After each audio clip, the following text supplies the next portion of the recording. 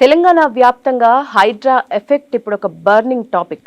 జూలైలో అయిన రిజిస్ట్రేషన్స్ తో పోలిస్తే ఇళ్ల రిజిస్ట్రేషన్స్ కి సంబంధించి ఆగస్టుకు వచ్చేసరికి వేల సంఖ్యలో గణనీయంగా రిజిస్ట్రేషన్స్ తగ్గినాయని గణాంకాలు చెప్తున్నాయి. అసలు హైడ్రాతో సీఎం రేవంత్ చేయాలనుకున్నదేంటి, హైడ్రా కమిషనర్ రంగనాథ్ చేయాలనుకున్నదేంటి, ఇప్పుడు వాళ్ళు చేస్తున్న పనుల వల్ల ఎఫెక్ట్ అవుతున్నది ఎవరు?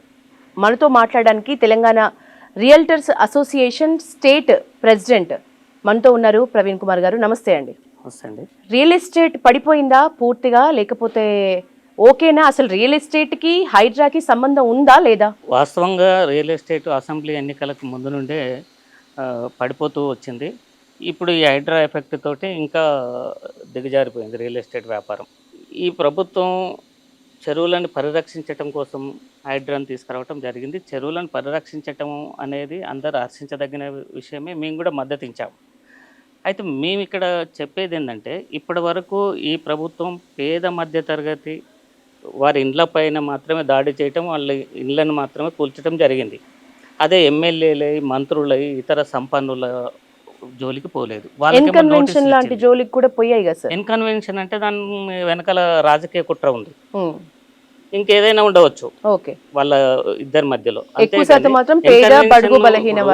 నాగార్జున గారు అనేవారు పొలిటికల్ లీడర్ కాదు. నేనేమంటున్నానంటే, చాలా మంది ఎమ్మెల్యేలై, మాజీ మంత్రులై చెరువులలో నిర్మాణాలు ఉన్నాయి. వాళ్ళే ఎందుకు ఇప్పటి వరకు కూల్చలేదు? వాళ్ళకేమో నోటీసులు ఇస్తావు, పేద మధ్య తరగతి ప్రజలకేమో నోటీసులు ఇవ్వకుండా కూలుస్తావా? నోటీస్ ఇవ్వటం వల్లే అర్థం ఏంటి? మీరు కోర్టుకు వెళ్ళి స్టే తెచ్చుకోండి, ఇక మీ ఇండ్లు మేము కూల్చము అంటే ఈ ప్రభుత్వం ఇంకొక 4 సంవత్సరాలు అయితే ఉంటుందో పోతుందో కూడా తెలియదు. ఆ తర్వాత వాళ్ళే కూల్స్తారనే నమ్మకం లేదు మరో ప్రభుత్వం వస్తే. ఇండైరెక్ట్ గా ఈ ప్రభుత్వం వాళ్ళని సేఫ్ సైడ్ లో ఉంచుతుంది, పేదవాళ్ళ మీదే దాడి చేస్తుంది. నేనేమంటున్నానంటే, హైడ్రా ఉద్దేశం మంచిదని చెప్పారు మీరు మొదట్లో. ఇప్పుడు మాట్లాడుతూ చెరువులు హైడ్రా ఉద్దేశం మంచిదే, చెరువుల్ని కాపాడుకోవాల్సిన బాధ్యత మనకు ఉంది అని చెప్తున్నారు. అమలులో మాత్రమే తప్పిదాలు జరుగుతున్నాయి. ఎట్లాంటి తప్పిదాలు మేజర్గా? నేనేమంటున్నానంటే, ఫస్ట్ ప్రభుత్వం చేయాల్సింది ఏంటి? ప్రజలకు అవగాహన కల్పించాలి. ఇగో ఈ చెరువుకు ఇక్కడి వరకు ఎఫ్టీఎల్ ఉంటుంది, ఇగో ఈ చెరువుకు ఇక్కడి వరకు బఫర్ జోన్ ఉంటుంది, ఇక్కడ నిర్మాణాలు చేయకూడదు అనేది ఫస్ట్ అవగాహన కల్పించాలి. ఇప్పుడు అది సాధ్యమవుతుందా? దాదాపు కూడా కల్పించవచ్చు. వాస్తవంగా ఆ ప్రయత్నం ఈ ప్రభుత్వం చేయట్లేదు.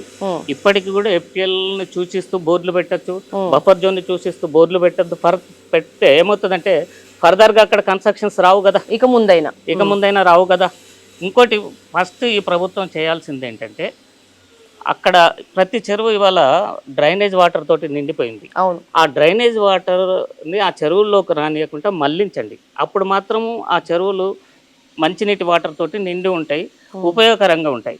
అదంతా ఇప్పుడు డ్రైనేజ్ తోటి నిండి కంప వాసన వస్తుంది, ప్లస్ ఆ దోమలు అక్కడ నివాసం ఉంటుంది. సో మీరు చెప్తున్న దాని ప్రకారం ప్రవీణ్ గారు, హైడ్రా చర్యల వల్ల చెరువులు రక్షించబడుతున్నాయా లేదా?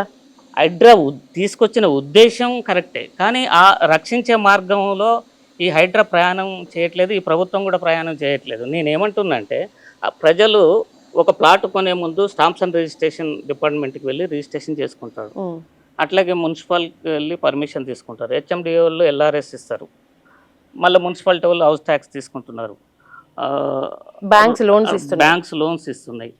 వీళ్ళందరూ ఇవన్నీ ప్రభుత్వ డిపార్ట్మెంట్స్. వీళ్ళందరూ ఇవ్వటం వల్ల వీళ్ళందరి వల్ల ప్రజలు నమ్మి అక్కడ ఇల్లు కొనుక్కుంటున్నారు. ఇల్లు కొనుక్కొని వాళ్ళు నివాసం ఉన్న తర్వాత ఇప్పుడు వచ్చి అవి ఎఫ్టీఎల్లో ఉన్నాయి, బఫర్ జోన్లో ఉన్నాయి అంటే ఏంటి? అంటే రిజిస్ట్రేషన్కు చట్టబద్ధత లేదు, పర్మిషన్కు చట్టబద్ధత లేదు, ఎల్ఆర్ఎస్కు చట్టబద్ధత లేదు, హౌస్ ట్యాక్స్ చట్టబద్ధత లేదు, కానీ నువ్వు హైడ్రాకు చట్టబద్ధత కల్పించి ఇళ్ళని కూల్స్తానంటున్నావేంటి? ఒకవేళ నువ్వు కూల్చాలి, చెరువులను పరిరక్షించాలంటే ఫస్ట్ మీరు చేయాల్సింది ఏంటి? వాళ్ళకి ప్రత్యామ్నాయం చూపండి. తప్పు ప్రభుత్వంది, తప్పు చేసింది ముమ్మాటికి ప్రభుత్వమే. అక్కడ ఉన్నటువంటి కార్పొరేట్ రియల్ ఎస్టేట్ వ్యాపారులకు కొమ్ము కాసి కొంతమంది రాజకీయ నాయకులు, ఉద్యోగులు కుమ్మక్కయి అక్కడ నిర్మాణాలకు అనుమతి ఇవ్వటం జరిగింది. అనుమతించినోడికి శిక్ష పడేలా చట్టం చేయండి, ఒక 7 సంవత్సరాలు జైలు శిక్ష పడేటట్లుగా. వాళ్ళు ఇప్పుడు ఈరోజు ఈ ప్రభుత్వం ఉంది, ఇప్పుడు ఏదో వాళ్ళని పేద మధ్య తరగతి వాళ్ళు కట్టుకున్నటువంటి గృహాలను కూల్స్తున్నారు. ఈ ప్రభుత్వం వెళ్ళిపోయిన తర్వాత మళ్ళీ ఇంకో ప్రభుత్వం వస్తుంది, వాళ్ళు అనుమతిస్తారు, అప్పుడు మళ్ళీ కట్టుకుంటారు. ఇంకా చెరువుల రక్షణ ఏడ జరుగుతుందండి?